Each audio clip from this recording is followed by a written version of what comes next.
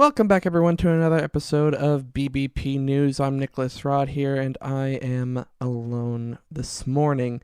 No Chris with us today for this episode, but that doesn't mean that the news goes away. We always have news to give you on these Friday mornings. But before we get into any kind of intro or anything like that, let's get into the weather like we always do. So in Los Angeles, California, expect some showers today with a high of 68 and a clear weekend ahead. In Houston, Texas, expect clear skies with a high of 89 degrees and a partly cloudy weekend. In Chicago, Illinois, there will be some showers today with a high of 72 with a mostly cloudy weekend. And in New York City, expect partly cloudy skies today with a high of 76 degrees and showers moving in towards the end of the weekend. Well, honestly, there's not a whole lot I can say. Typically I'd ask Chris what he's been up to, because honestly, he always has the best stories, I feel. And I gotta say, I'm sure a lot of you would agree. He's definitely got a lot of the eventful stories here. And truth be told, this week's been very quiet. Ever since Monday, there's not a whole lot to say and not a whole lot to update you guys with. It's been a lot of just working on schoolwork, a lot of behind the scenes work for the podcast, and, just kind of a typical quiet week. But honestly, I don't have a lot of problems with that. I really don't. Because eventful weeks can be fun. Don't get me wrong. Like, there can definitely be some eventful weeks and eventful days that are an absolute blast. But at the same time, I'm coming to realize that, like, as I get further and further into the semester here, I just want things to be relaxed. I want things to be, just flowing smoothly, flowing calmly. I don't want anything crazy going on. I just want to relax when I get the chance. And that's pretty much what this week has been. Not a whole lot of craziness, not a whole lot of issue. Tuesday was very nice. I got to visit with my great-grandma, who I hadn't gotten to really visit with in so long, since before COVID-19 hit us. So that was a lot of fun. And then Wednesday, I got my hair cut for the first time since June. So, fun little events. Tuesday, definitely the best day of my week. And just overall, things have been really, really good. But beyond that, I don't really have much to say. Like I said, hasn't been all that crazy in terms of my life outside of here. But there have definitely been plenty of things going on in the news. So let's jump right in. So we have some news and some updates about the debt ceiling situation. There's some good news and bad news when it comes to the debt ceiling. The good news is that the Senate, Democrats, and Republicans have reached a deal to raise the debt ceiling until December of this year. And this is by a total of $480 billion. The cloture vote in the Senate was 61 to 38. The bad news here is that it still needs to pass through the House, and then it needs to be signed by President Biden. And this is all happening as we are getting closer to the October 18th deadline. Not to mention, even if this deal does go through, we will all have to go through this fight yet again. If the deal continues to move forward on its current path and the Republicans and Democrats pass it, it only raises the debt ceiling until December, or in other words, in 2 months.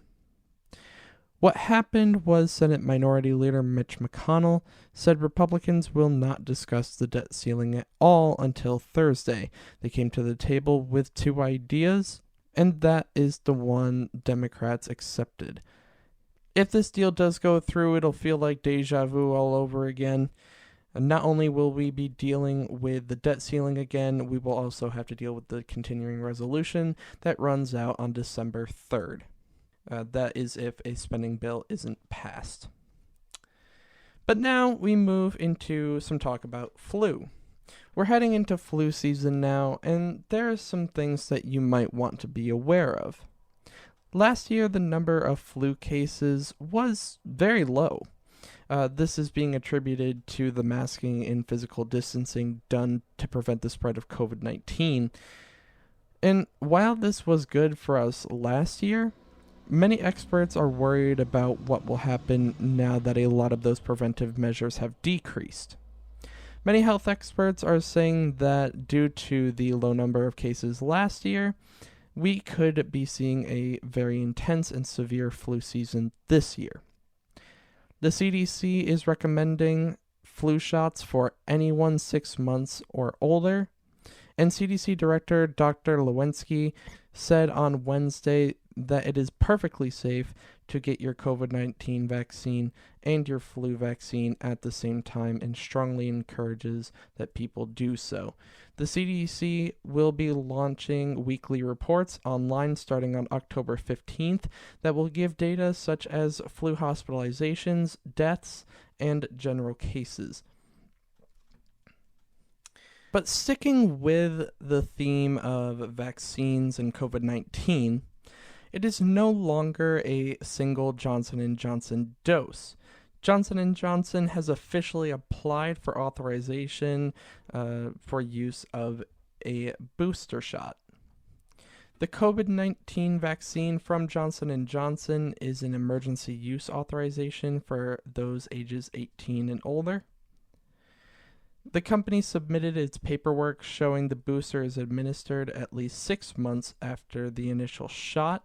An antibody protection is at 9-fold before the shot and increases to 12-fold after the booster.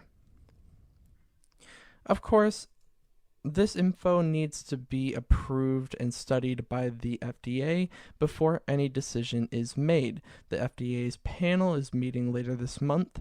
They will be discussing the authorization of Johnson & Johnson's booster under emergency use authorization, but they will also be meeting to discuss whether or not to move forward on talks about the Moderna booster shot. The panel is also expected to discuss if you can mix and match vaccine brands when it comes to different boosters. Once the FDA panel makes its recommendation, the FDA either approves it or not, and then it goes to the CDC. And now talking a little bit about Pfizer.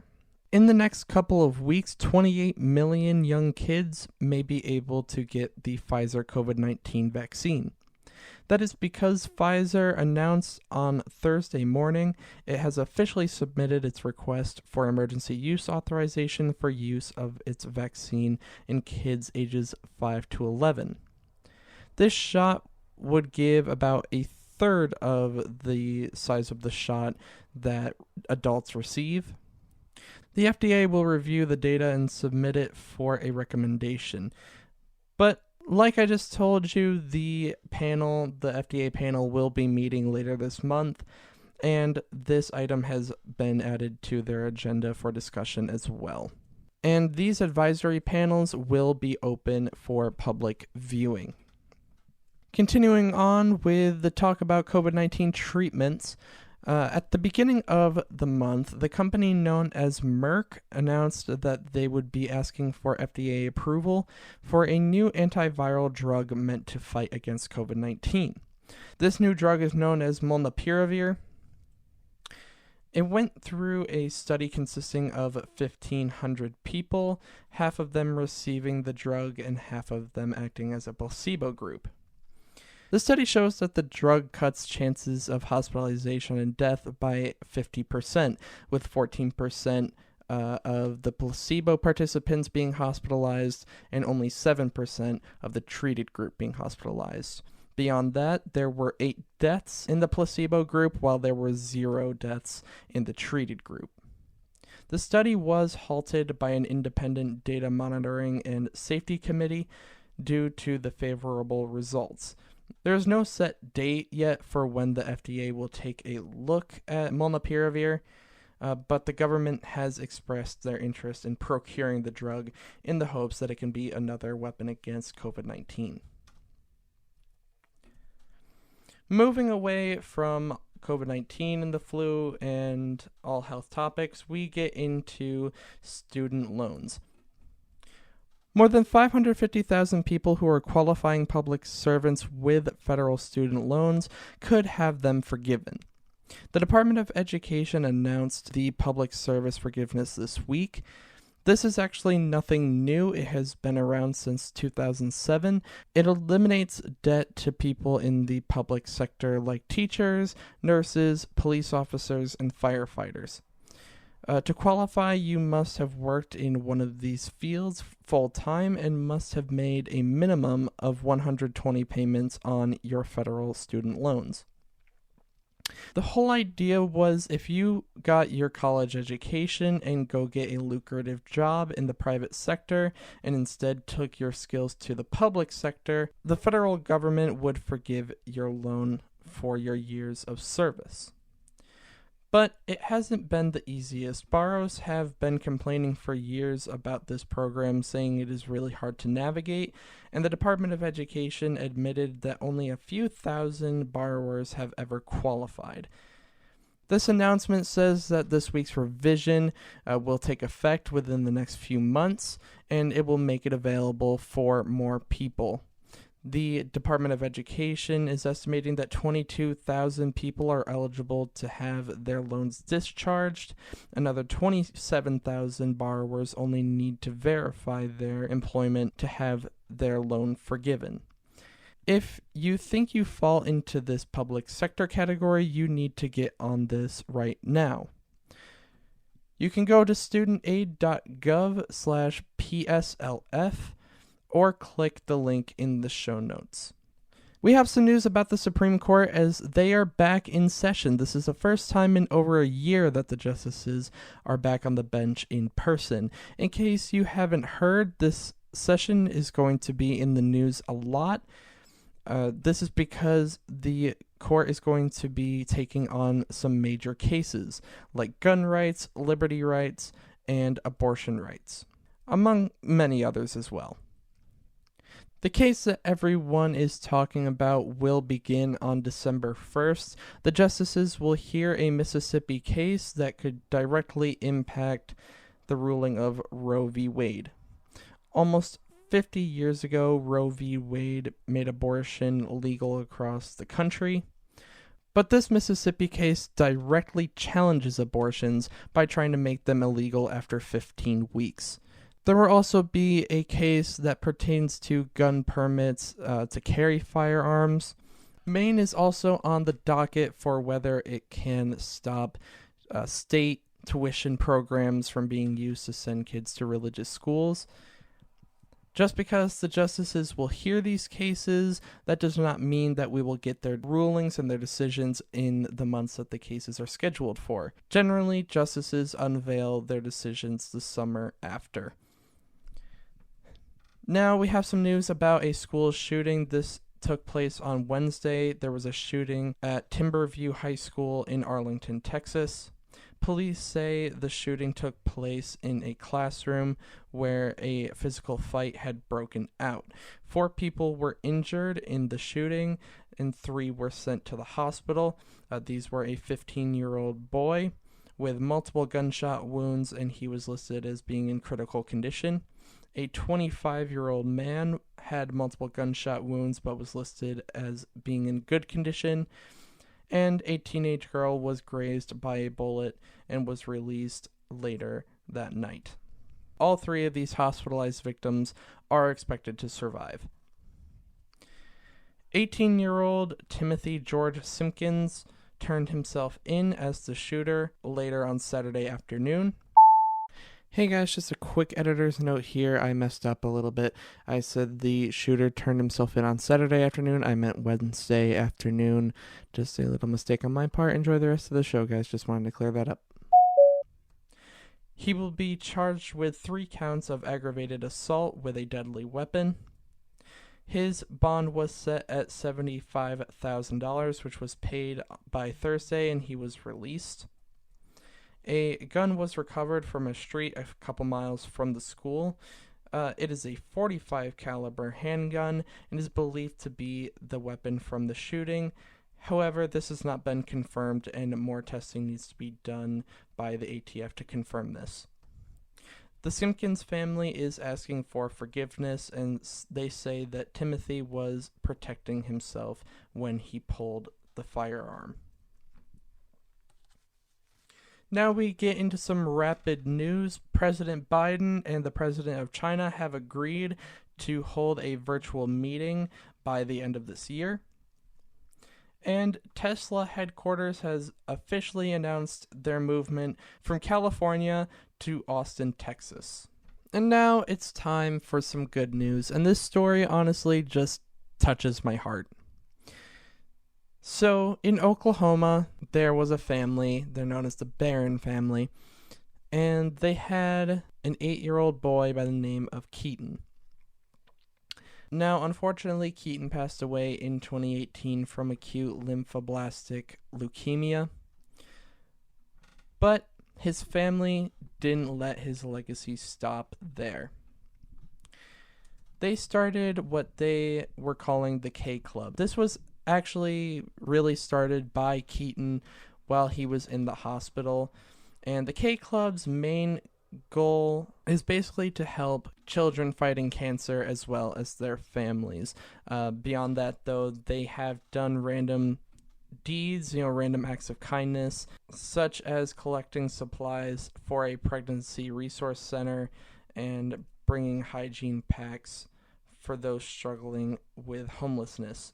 They also do fundraisers to raise money for cancer treatments. But Keaton actually wrote the club's mission statement while he was in the hospital, and he said that the mission for the club is to be kind to others, be courageous, compassionate, and caring. And that is exactly what this family has been doing. It is made up of Luke and Holly, who were Keaton's parents, and 7-year-old Reed, 5-year-old Holton, and 2-year-old Conley, Keaton's siblings. So this family took the tragic loss of their son and their sibling and turned it into a way to help others. By raising money for cancer research and for cancer treatments, and by delivering the supplies for the pregnancy center, delivering the hygiene packs for those who are struggling with homelessness. And there's a lot more. There's more that they do beyond these things. And they're just trying to do anything they can to really, just help someone. They know what it's like to go through tragedy. They know what it's like to lose a family member.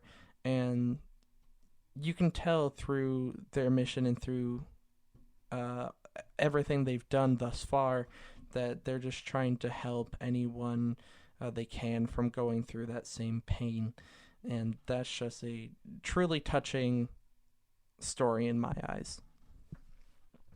But that is the end of this Friday morning episode. We will be back on Monday for a roundup of the weekend's news, and then on Wednesday we will have our Dumb Law episode. But in the meantime, go give us a follow on Twitter, where we are giving all of the breaking headlines, all of the latest news. Don't miss it. Go give us a follow. Also, give us a follow on our personal accounts, where we talk about anything and everything. You'll see random little conversations from us, random thoughts, and it's always a good time, so don't miss out. Also, check out our articles on Medium, where we talk about different news topics that don't come onto the podcast. It's all different information, all different stories, all different pieces of info that you don't want to miss, so check those out. All of those links are in the show notes. But that is it from me, you guys. Have a great weekend, have a safe weekend, and we will see you back here on Monday morning. Bye.